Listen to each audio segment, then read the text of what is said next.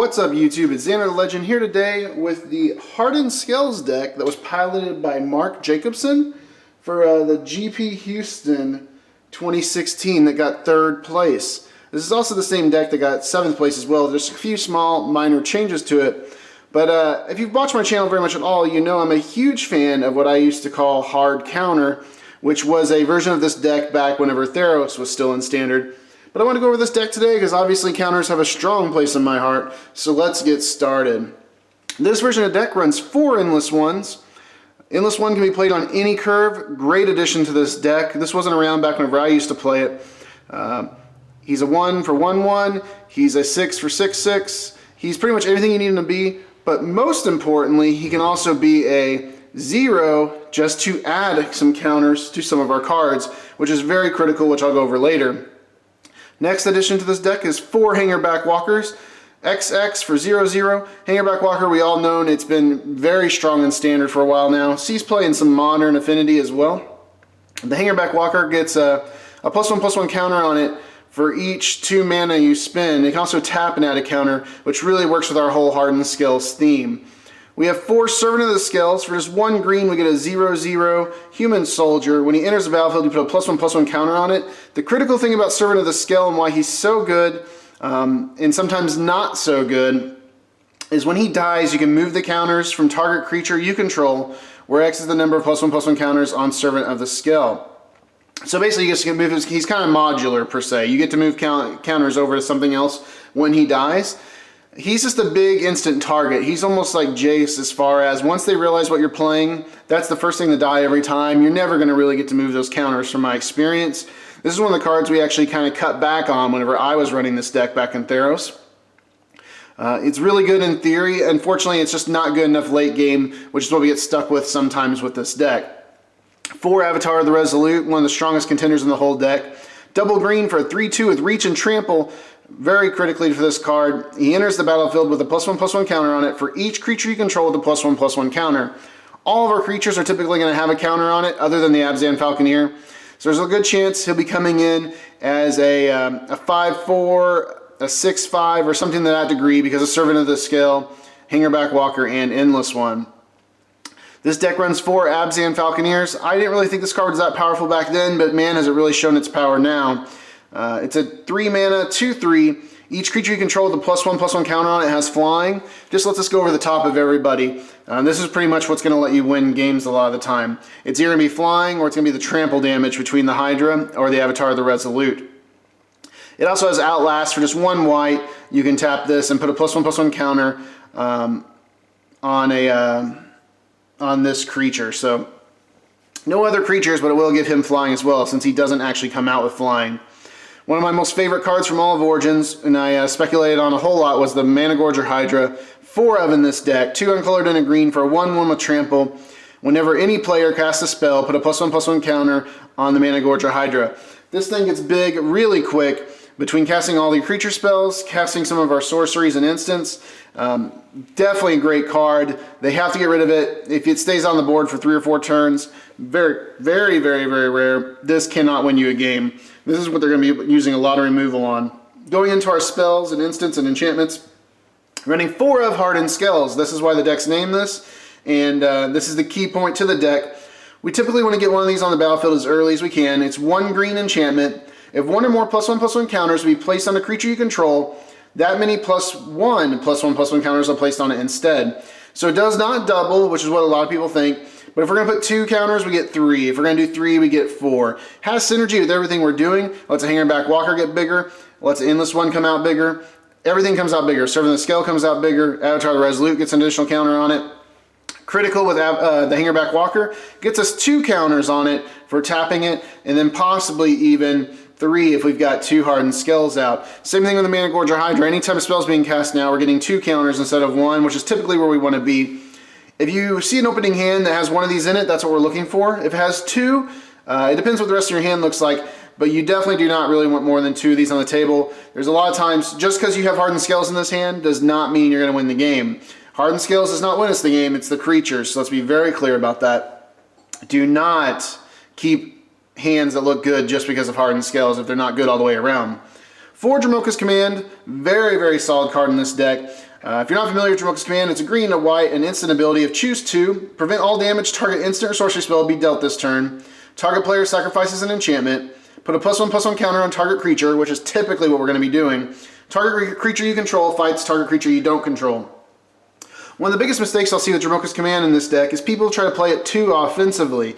Dromoka's command is one of the few things that's going to let our creature survive any type of damage dealt to it. So it's really, really nice to prevent damage. The problem is right now you got a lot of Silkwraps, you got a lot of things to do, you know, -4, -4, -3, -2.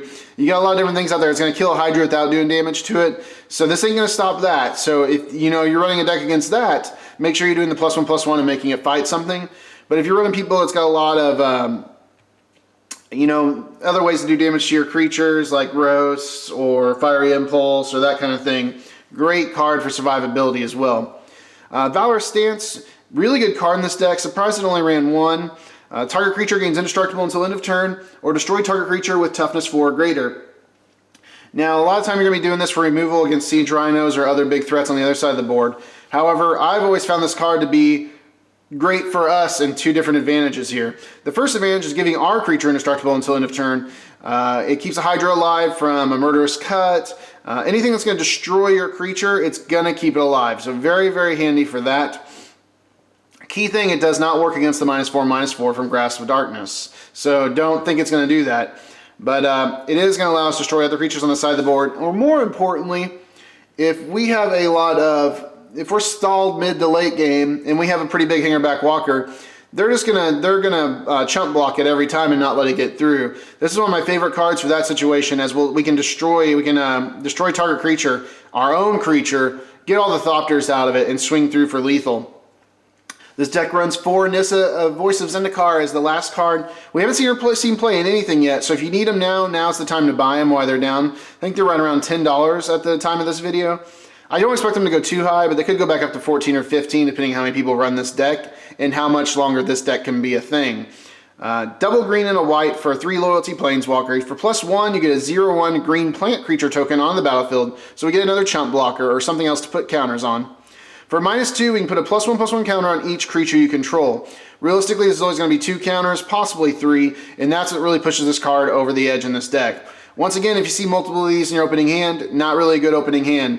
3 mana curve for just putting some chump out there, not a good thing. We definitely want to be seeing Avatar of the Resolute, Managorger Hydras, possibly Endless Ones or Hangarback Walkers, and maybe 1 Hardened Scales. We kind of want to draw into everything else. We definitely do not want to be stuck with Nissa by herself because she's just not that good by herself. Our land base is very simple for this deck.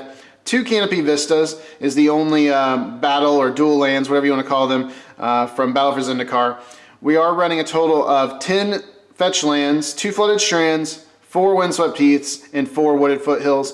Windswept Heath's the cheapest fetch land at the moment. Flooded Strand's not too far behind it. The only one really expensive here is going to be Wooded Foothills. You can always run it without it. However, it is always nice being able to get those extra forests out and your Canopy Vistas, and just for the cycling aspects. It's going to run 1 plains and 10 forests, and that's everything for the main board. Okay, now looking at the sideboard for Hardened Scales here, we got 1 Secure the Waste, X and a white, put X/1/1 white soldier creature, or white warrior creature tokens on the battlefield. This is going to allow us to give us a lot of chump blockers if we need them late game, or some extra creatures early game. Unfortunately, this is kind of situational, which is obviously why it's in the sideboard, because most likely we will not get them out early enough to get counters from Nissa onto them. 2 Evolutionary Leaps, great card in this deck. Since there's so many weird things that take control of our creatures right now, sacrifice our creatures, threaten effects, a lot of that going on in Standard right now. This is going to allow us to pay a green each time, sacrifice a creature, and reveal cards from the top of your library until you reveal a creature card. Put that card into your hand and the rest on your library on the bottom in any order. In a random order.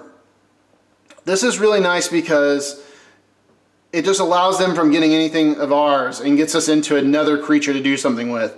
Very solid card, very strong 2 of. I don't recommend changing that at all. 3 Hallowed Moonlights, extremely critical for 4-color rally, anything that's bringing stuff back, Collected Company. So if you're ever seeing Rally or Collected Company, these are an auto include in any sideboard. Until end of turn, if a creature would enter the battlefield and it wasn't a cast, exile instead and draw a card. Very, very nice in this sideboard. 4 Silkwraps. This is more against our aggressive opponents for 1 uncolored and a white. It's an enchantment. When it enters the battlefield, exile target creature with converted mana cost 3 or less and opponent controls until it leaves the battlefield. Really good for getting rid of Jaces and other just really early threats if somebody's playing aggro against you. 2 more of those Valorous Stance. I don't really need to go over Valorous Stance because we talked about it in the main board. Very good card. If you need more removal, if you need more indestructibility, these come in without a doubt. Same thing about aggro. We got 2 Abzan Battle Priests here. They're a little more expensive, being on their 4 mana curve with 3 uncolored and a white for a 3/2. But it does let all of our creatures with a +1/+1 counter on it have lifelink, and that can get us a lot of life back if we're losing life and just need that little extra advantage to get to late game.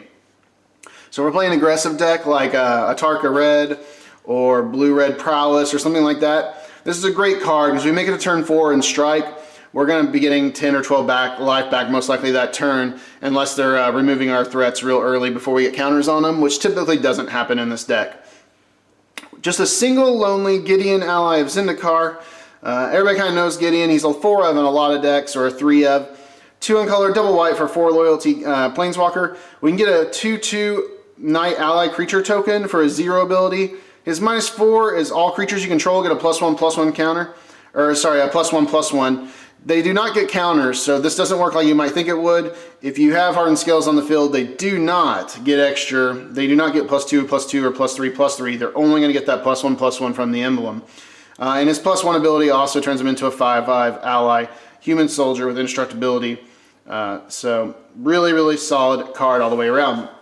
The thing I really like about Hardened Scales, or as I used to call it, Hard Counter, just because it plays Hardened Scales with counters, is how much we get to change this deck and make it how we want to make it. This deck's really, really cool. You can make a lot of additions to it. I've got 4 other just little additions that you can think about whenever you're building this deck or playing it at your local F&M.